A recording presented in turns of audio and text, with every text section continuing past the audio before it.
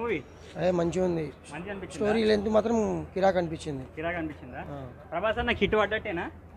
Highlights ఏమనుకుంటున్నారు? అంటే ప్రభాస్ అన్న వచ్చినప్పుడు రెస్పాన్స్ ఎట్లుంది థియేటర్లో? రెస్పాన్స్ అనేది ఈ సినిమా మాత్రం కొంచెం గ్రాఫిక్స్ కానీ అన్నిట్లో బీజిఎమ్స్ కానీ అన్ని పర్వాలేదు. మంచిగా అనిపించింది సినిమా మరి? వెరీ గుడ్ అన్న నీకు ఎట్లా అనిపించింది అన్న? హైలైట్ ఉంది అన్న. ప్రభాస్ బాడేది హైలైట్ ఉంది. హైలైట్ ఉంది. Amitabh Bachchan crazy Amitabh Bachchan character. Crazy క్యారెక్టరా? Amitabh Bachchan Kamal Haasan full crazy character అసలు. సినిమా ప్రభాస్ అన్న ఎంట్రీ ఎలా అనిపించింది మరి? క్రేజీ అన్న. సినిమా వేరే లెవెల్ పోతుంది చూడు పక్క.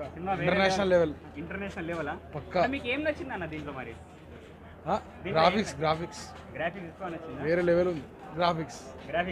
చాలా బ్రహ్మానందంగా క్యారెక్టర్ అయినా, బుద్ధి క్యారెక్టర్ అయినా సరే, ప్రభాస్ గారి క్యారెక్టర్ అయినా సరే నాకు అది చాలా బాగా అనిపించింది.